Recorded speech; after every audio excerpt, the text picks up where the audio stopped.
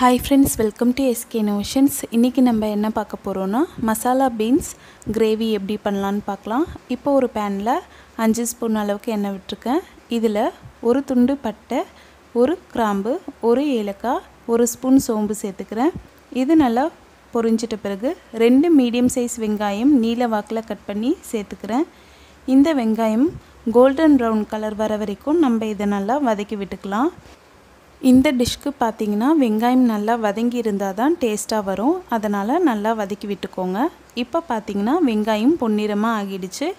அடுத்து இதோட 3 medium size தக்காளி நீல வாக்கில் கட் பண்ணி சேர்த்துக்கிறேன். கூடவே இந்த ரெசிபிக்கு தேவையான அளவுக்கு உப்பு சேர்த்து நல்லா இதை வதக்கி விட்டுக்கிறேன்.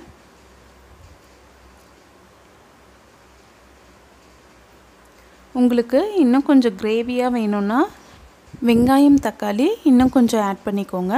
நான் இன்றைக்கி செமி கிரேவியில் செய்கிறேன்.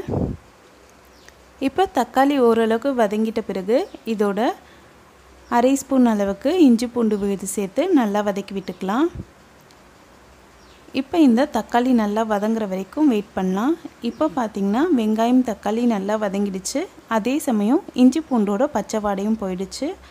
அடுத்து இதோட 1 கப் அளவுக்கு பீன்ஸை இந்த மாதிரி சைஸில் கட் பண்ணி சேர்த்துக்கிறேன். சேர்த்துட்டு இதையுமே ஒன் டைம் நல்லா வதக்கி விட்டுக்கலாம்.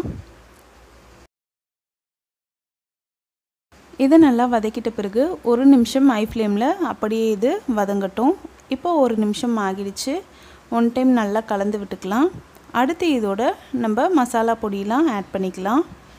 இப்போ பார்த்திங்கன்னா 1 ஸ்பூன் அளவுக்கு கரம் மசாலா தூள் சேர்த்துக்கிறேன். கூடவே 1 டேபிள் ஸ்பூன் அளவுள்ள குழம்பு மிளகாய் தூள் சேர்த்துக்கிறேன். கலருக்கு பார்த்திங்கன்னா 1/4 ஸ்பூன் அளவுக்கு காஷ்மீரி மிளகாய் தூள் சேர்த்துக்கிறேன். கூடவே 200 ml அளவுக்கு தண்ணி ஆட் பண்ணி நல்லா இதை கலந்து விட்டுக்கலாம். இதில் சேர்த்துருக்க குழம்பு மிளகாய் தூளும் காஷ்மீரி மிளகாய் தூளும் நான் எப்படி செய்யணுன்ட்டு நான் ஏற்கனவே வீடியோ அப்லோட் பண்ணியிருக்கேன். பார்க்காதவங்க டிஸ்கிரிப்ஷனில் லிங்க் தரேன், செக் பண்ணிக்கோங்க. இப்போ இதை நல்லா கலந்து விட்டுட்டு ஹை ஃப்ளேமில் 1 நிமிஷத்துக்கு கொதிக்க வச்சுக்கலாம். இப்போ பார்த்தீங்கன்னா 1 நிமிஷம் நல்லா கொதிச்சிடுச்சு.